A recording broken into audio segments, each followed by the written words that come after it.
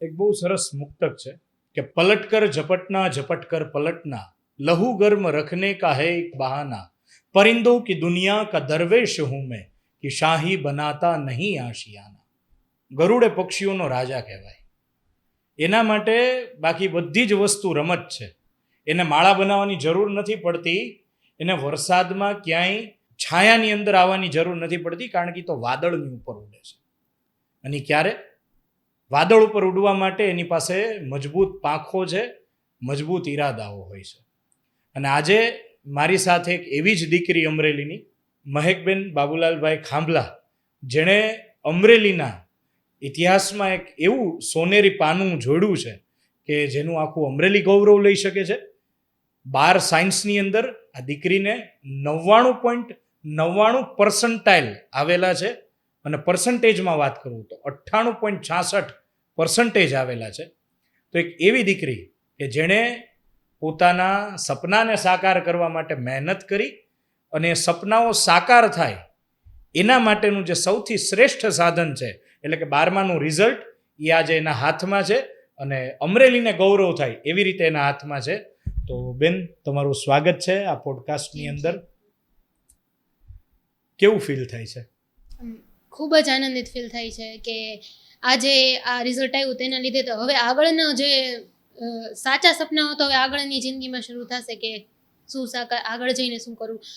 એના માટે જ હવે આ રિઝલ્ટના લીધે જ દ્વાર ખુલ્યા. એના લીધે ખૂબ જ આનંદ થાય છે.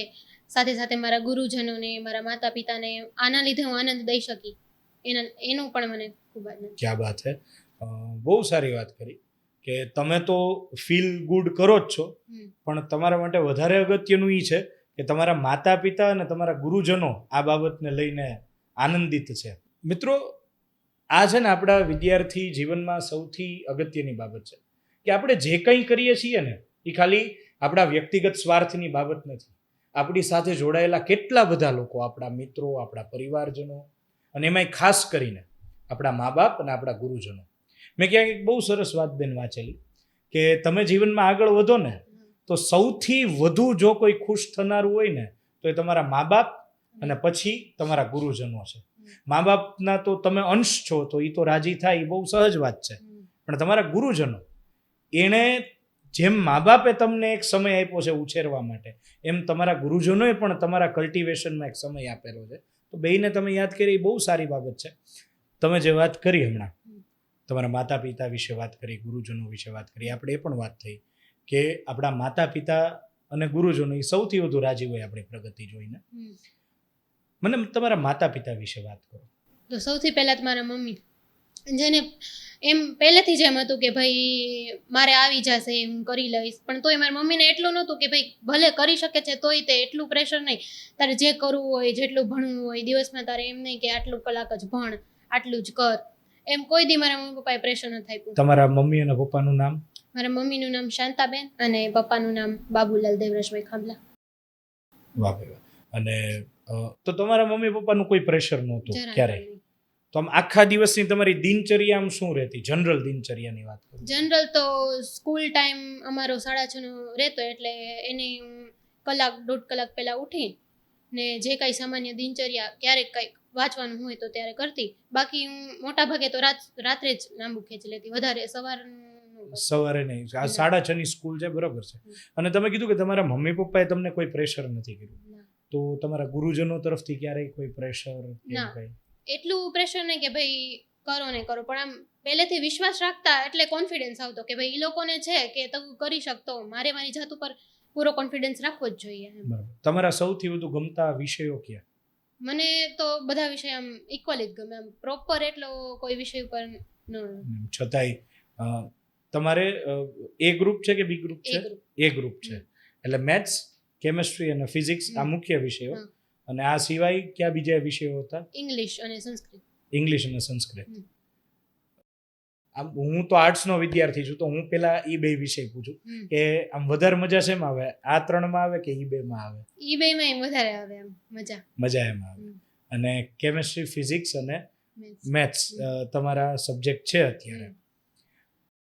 એ ત્રણેયમાં કેટલા માર્ક્સ આવ્યા તમારા? મારે કેમેસ્ટ્રી અને ફિઝિક્સ બેયમાં 99 અને મેથ્સમાં 98. 99 અને 98. વાહ ભાઈ વાહ. આટલા તો બેન મારે 10માંથી 12 સુધીના ભેગા કરીએ ને તોય નહીં આવ્યા. એટલે પણ બહુ સરસ વાત તમારી છે કે બહુ પ્રેશર વગર ભણ્યા છો તમે. મારું મિત્રો વ્યક્તિગત રીતે આવું માનવું છે કે જ્યારે સારા ટકા જોતા હોય ને તો એ પ્રેશરમાં ન આવી શકે. એ સહજ રીતે અંદરથી ઉગતું હોય ને ત્યારે સારા ટકા આવે. મને તમારી સ્કૂલ વિશે વાત કરો. કઈ સ્કૂલમાં ભણ્યા? વિદ્યાગુરુ સાયન્સ સ્કૂલમાં. વિદ્યાગુરુ સાયન્સ સ્કૂલ અમરેલીમાં. અને કેવો રહ્યો અનુભવ? ખૂબ જ સારો. આમ આપણે પહેલેથી જ આમ સ્કૂલ વિશે એટલું અત્યાર સુધી ભણી તો અમારી આમ ખૂબ પહેલાં મોટી સ્કૂલ હતી, પણ પછી અહીંયા આવ્યા એ પછી ખબર પડી કે આટલા આમ શિક્ષકો સાથે આપણે આટલા કનેક્ટેડ થઈ શકીએ, આટલું આપણને આપણા કે મોટા ભાઈની જેમ રાખે. મેં ઘણા બધા પ્રશ્નો આમ તો તમારી માટે વિચારી રાખ્યા હતા. મારે ખાસ તો છે ને આજે ઇન ડિટેલ જાણવું છે કે તૈયારીની પદ્ધતિ શું હતી બેન? તૈયારીની પદ્ધતિ એટલે ઇન ડિટેલ એટલા માટે કે આ પોડકાસ્ટ કોઈ ઘણા બધા એવા યુવા મિત્રો જોવે કે જે અત્યારે 10મું પૂરું કરીને 11-12માં આવ્યા હોય તો એને ખબર પડે કે આખા દિવસમાં બાયફર્ગેટ મારે ઈ કરીને જાણવું છે. જેમ કે રિવિઝન કઈ રીતે કરતા હતા, કે દિવસમાં કેટલી વાર વાંચવા બેસો, પેપર લખ્યા હતા કે નહીં, ઈ બાયફર્ગેશન થોડું મને દઈ શકશો તમે?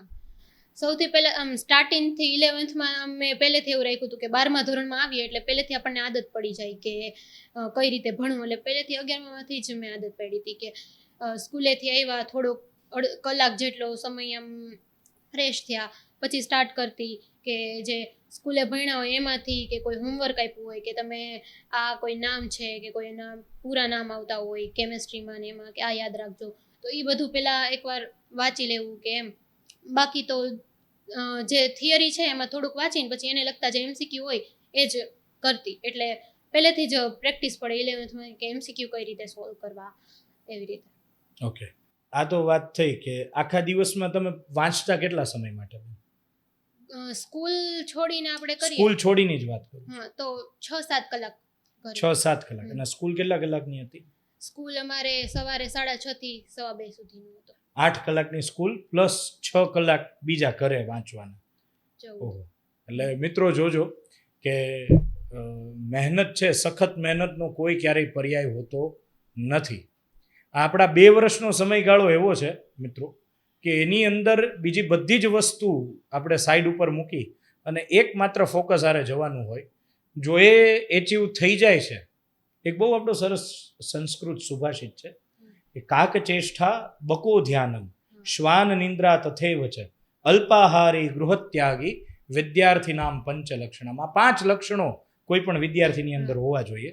અને એમાંનું એક છે કે કાક ચેષ્ટા. જ્યાં સુધી આપણે જે વિચારેલું છે એ અચીવ ન થઈ જાય, જ્યાં સુધી પાણી કુંજામાં ઉપર ન આવે ત્યાં સુધી કાંકરા નાખવાની મહેનત કરતા રહેવી. પછી બગલા જેવું ધ્યાન જોઈએ કે એટલું એકાગ્રતાથી તમારે ધ્યાન રાખવાનું છે કે તમારી આસપાસની માછલીઓને ખબર ન પડે કે કઈ રીતે તમે એને પકડી લીધી છે. તમારા ગોલ્સને ખબર ન પડવી જોઈએ કે તમે એના સુધી પહોંચી ગયા છો. તો કાક ચેષ્ટા બકો ધ્યાનમ શ્વાન નિંદ્રા. તમારી ઊંઘ છે એ શ્વાન જેવી ક્ષણિક હોવી જોઈએ કે તમારો આરામ હોય એમાં પણ તમારી જાગૃતિ હોવી જોઈએ. બેને કીધું એમ કે 8 કલાકની સ્કૂલ અને 6 કલાક લગભગ 14 કલાક જેટલો સમય બેન તૈયારીમાં આપતા હતા. અને તમે વિચાર કરો કે 24 કલાક હોય એમાંથી 14 કલાક જો તમે તૈયારીનો સમય આપો, 8 કલાક તમારી સુવાની બાદ થાય તો કેટલો સમય તમારી પાસે પાછળનો વધે છે. બીજી દૈનિક ક્રિયાઓને બાદ કરો તો આ વસ્તુ છે કે કાક ચેષ્ટા બકો ધ્યાનમ શ્વાન નિંદ્રા અલ્પાહારી ગૃહત્યાગી.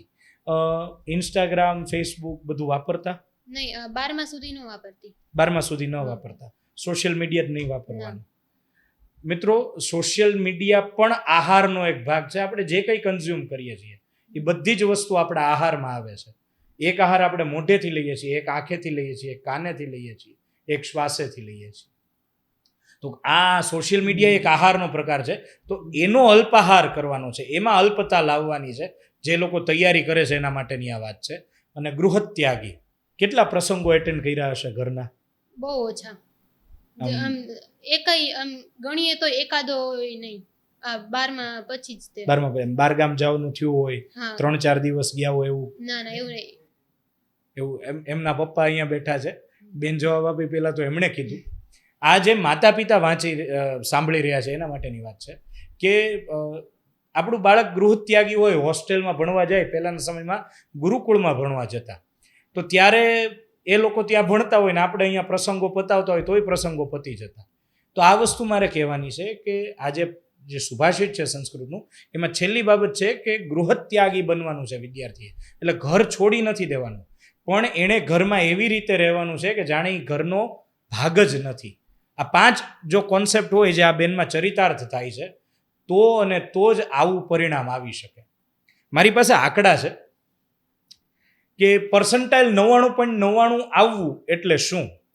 આ વર્ષે ગુજરાતમાં 1,11,270 વિદ્યાર્થીએ પરીક્ષા આપી હતી સાયન્સની.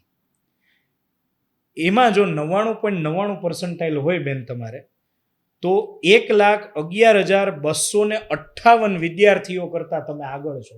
એટલે કે ગુજરાતના જે ટોપ 12 આખા ગુજરાતમાંથી સાયન્સના જે વિદ્યાર્થીઓ હતા એમાં જે ટોપ 12 વિદ્યાર્થીઓ હોય એમાંની આ એક વિદ્યાર્થીની આજે આપણી સાથે બેઠી છે. કેટલું ગર્વ થતું હશે એમની સ્કૂલને, એમના ગુરુજનોને, એમના માતા પિતાને, એમના પરિવારને, એમના મિત્રોને કે અમારામાંનું કોઈ વ્યક્તિ છે એ આજે આવી સફળતા સાથે આગળ વધ્યું છે. તો હવે આગળ શું કરવું છે? અત્યારે તો કોમ્પ્યુટર સાયન્સમાં એન્જિનિયરિંગનો જ વિચાર છે. કોમ્પ્યુટર સાયન્સમાં એન્જિનિયરિંગ કરવું છે. અને એવો કેમ વિચાર આવ્યો તમને? મતલબ પહેલેથી જ તે એન્જિનિયરિંગનું હતું જ મને કે મતલબ Engineering તો કરવું જ કરતા આ જવું છે. હા, પછી મને એમ થયું કે હવે કોમ્પ્યુટર સાયન્સનું અત્યારે ઓલું છે, કોઈ પણ તમે આઈઆઈટીનો વિદ્યાર્થી જે આઈઆઈટીમાં જવા માંગતો હોય તો એ બધા કોમ્પ્યુટર સાયન્સમાં જ છે. અને પ્લસ અત્યારે એનું એટલું બધું છે, મેં જોયેલું છે કે એની અંદર ઘણા આગળ વધી શકાય છે. ઓકે, તો આ આખી જે તમારી જર્ની છે એનો તમે ફાળો કોને આપો છો? અત્યારે તો આખી જર્નીનો ફાળો હું તો મારી જાતને જ આપીશ. એ તો બરોબર છે કે આપણે આ કોન્ફિડન્સ મિત્રો જરૂરી છે. ઘણીવાર છે ને આવડત હોય પણ જો જાત ઉપર કોન્ફિડન્સ ન હોય ને તો વ્યક્તિ કંઈ કરી નથી શકતું, એ પગલું જ ભરી શકતા નથી. એમાં હજી હું એક એડ કરવા માંગીશ કે મારી જાત તો છે જ, પણ એની સિવાય મારા મમ્મી પપ્પા તેમજ મારા શિક્ષકો એ બધાએ જ સૌથી વધારે મને આગળ લાવવામાં મદદ કરી છે. કે પાછળથી ધક્કો માર્યો છે, પડદા પાછળ રહીને કોઈ ધક્કો માર્યો હોય તો એટલા લોકો. અને આટલું બધું આખો દિવસ ભણવાનું થાય તો ક્યારેય ડિપ્રેશન ફીલ થયું છે? ના, ડિપ્રેશન નથી. તો એવા મિત્રો હોય આજુબાજુમાં, એવા કોઈ મિત્રો હતા કે જેને ડિપ્રેશન ફીલ થયું હોય? ના, આમ બધા જ અમારું મિત્રનું આખું સર્કલ હતું, બધા જ આમ ચીલ રહેવા વાળા. આ વસ્તુ અગત્યની છે મિત્રો કે સફળતા જો જોતી હોય ને તો એ ચીલ રહીને મળે, ચિંતિત રહીને ન મળે. બરોબર ને? ચિંતા છે એ ચિતા સમાન છે. બેન, આપણે વાત તો થઈ કે તમે કઈ રીતે બધી તૈયારી કરો છો, પણ મારે હજી ઇન ડિટેલ જાણવું છે કે તમારી દિનચર્યા ખરેખર શું હતી? કારણ કે આમ તો ટોપર્સ હોય બહુ શેર કરે નહીં, પણ તમારી હેક દેવું પડશે કે એકચ્યુઅલ તમારી શું, તમે આખા દિવસમાં કઈ રીતે કામને બાયફર્ગેટ કરતા હતા? આખા દિવસ દરમિયાન ખાલી ભણવાનું જ મુખ્ય રહેતું કે કાંઈ પણ હોય, કોઈ પણ સમય હોય ત્યારે ભણવું એ નોર્મલ રહેતું. એમાંથી વધારે કંઈક ટાઈમ મળે, વધારાનો ટાઈમ નીકાળીને કાંઈ પણ, જેમ કે થોડુંક ફ્રેશ થઈ ગયા, બહાર નીકળી ગયા, કોઈ ફ્રેન્ડ્સ હોય તો એની સાથે વાત કરી લીધી, મોબાઈલમાં ઘડીક કોઈ બીજા મિત્રો સાથે વાત કરી લીધી, સ્કૂલવાળા. બસ એ જ દિવસ દરમિયાન એક્સ્ટ્રા રહેતું. બાકી મેઇન કામ તો ભણવાનું જ. હા. અને દિવસમાં કેટલા કલાક અંદાજિત વાંચવાનો સ્કૂલ ટાઈમ સિવાયમાં? સ્કૂલ ટાઈમ સિવાય 5 થી 6 કલાક વાંચતી. 5 થી 6 કલાક, એટલે 8 કલાક સ્કૂલની અને 6 કલાક આ. તો પછી ભણવાનું તો તમે કીધું, પણ તો આ સિવાય તમારી કોઈ હોબી ખરી? ભણવું તો મુખ્ય હોબી છે જ, પરંતુ એની સિવાય એ જ એક માત્ર હોબી નથી. એની સિવાય ડ્રોઈંગ કે પછી બેડમિન્ટન કે કોઈ પણ ડાન્સિંગ કે કોઈ નાટકમાં ભાગ લઈ લેવો સ્કૂલના ફંક્શન દરમિયાન. એટલે આવું સ્કૂલમાં પ્રવૃત્તિઓ આવી થાય? હા, સમયાંતરે બધી જ પ્રવૃત્તિ, થોડાક સમય અલગ પ્રવૃત્તિ ચાલુ સ્કૂલમાં રહેતી. તો પછી એના લીધે ડિસ્ટર્બ ભણવાનું થયું ક્યારે? વધારે ડિસ્ટર્બ ન થતું, પરંતુ તોય એમાં કોઈ પણ પ્રેક્ટિસ દરમિયાન કોઈ પણ કાંઈ ટોપિક રહી ગયો છે, કોઈ એમાં વધારે થોડુંક ધ્યાન દેવાનું ન રહ્યું તો એની સિવાય જે એમાં ડાઉટ રહી જતા તો અમારું ફ્રેન્ડ સર્કલ હતું કે જે બધાય ભણવામાં પણ આગળ રહી, કોઈ પણ સ્પર્ધા હોય કે કંઈ પણ કાંઈ એમાં પણ આગળ રહે. તો એ ગ્રુપમાં અમે એક સાથે મળીને કંઈ ડાઉટ હોય તો સ્કૂલે શિક્ષકોને કહી દેતા કે ભાઈ આ સમયે અમે આવશું, આ સમયે અમે. એટલે તમારા સ્કૂલ સિવાયના સમયે તમે જઈ શકતા હા, સ્કૂલે? સ્કૂલ આર સિવાય તે ડાઉટ સોલ્વ કરવાનું. રવિવાર હોય તોય તે અમે કહેતા કે ભાઈ ડાઉટ છે તો રવિવારે પણ અમારા લીધે સ્કૂલ ચાલુ રહે. સ્કૂલ આવતા અમારા સ્કૂલ શિક્ષકો ડાયરેક્ટર હતા એટલે એમ જ. અને જો આ અગત્યની વસ્તુ છે મિત્રો, ભણવાની સાથોસાથ બીજી એક્સ્ટ્રા કરિક્યુલર એક્ટિવિટીઝ પણ બેને કરેલી છે. એટલે ખાલી ભણવું એવું જ નહીં, પણ હારવાર માઇન્ડને થોડુંક ક્યારેક ક્યારેક રિલેક્સ કરતા રહેવું જરૂરી છે. અને એનું વળતર પાછું તમને તમારી સ્કૂલ તરફથી મળી ગયું એટલે કોઈ પ્રશ્ન નથી એનો. અને બીજું બેન કે તમારે અત્યારે તો 99.99 છે, તો પહેલેથી તમારે ટકા સારા જ આવે છે? હા, 10માં કેટલા હતા તમે? 10માં 99.98 હતા. 99.98 હતા. એટલે ત્યારે તે ટૂંકમાં ટોપના જે વિદ્યાર્થીઓ હોય એમાં તો તમે પહેલા બીજા નંબરે તો હશો જ. તો પછી આમ ત્યારે એવું વિચારેલું કે હવે 12માં તે? હા, એટલે એક તો એટલા 10માં આવ્યા જ હોય એટલે પછી આમ કોન્ફિડન્સ તો આવી જ જાય કે ભાઈ હવે 12માં તે આપણાથી થઈ જશે. તો ત્યારે તે આમ વિચાર્યું હતું કે ભાઈ હજી આનાથી આમાંય સુધારો થયો કે હજી વધારે ધ્યાન દઈએ. 12મું 10મું તો અલગ પડે ભાઈ. તો ત્યારે મારા મમ્મી પપ્પા સાથે વાત થતી એમાં થયું હતું કે ભાઈ આગળના વર્ષના વિદ્યાર્થીઓ છે એને જોયા કે એ લોકો આટલું બધું લાવી શક્યા.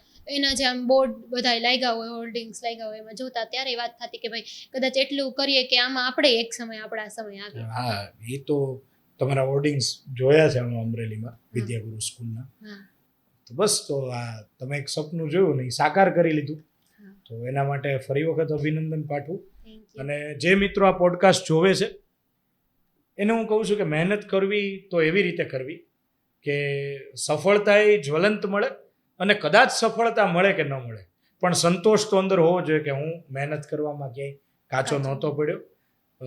એ શ્રદ્ધા સાથે મહેનત કરીએ તો ક્યારેક આવું પરિણામ મળે. તમે અમારું અમરેલીનું ગૌરવ છો બેન, અને આવી જ સફળતા આવનારા જીવનમાં પણ તમને ડગલે ને પગલે મળે એવી શુભેચ્છા. તમને શુભેચ્છા, તમારા માતા પિતાને શુભેચ્છા, તમારી સ્કૂલ વિદ્યાગુરુ સ્કૂલને શુભેચ્છા. અને બસ આવા જ વિદ્યાર્થીઓ વધારે ને વધારે અમરેલીને મળતા રહે એવી અપેક્ષા. બરાબર, મળતા રહીશું. અને ભવિષ્યમાં તમે આગળ કંઈ વધારે મોટું કરો અને ફરી વખત પોડકાસ્ટમાં ભેગા થાય એવી શુભેચ્છા. Thank you.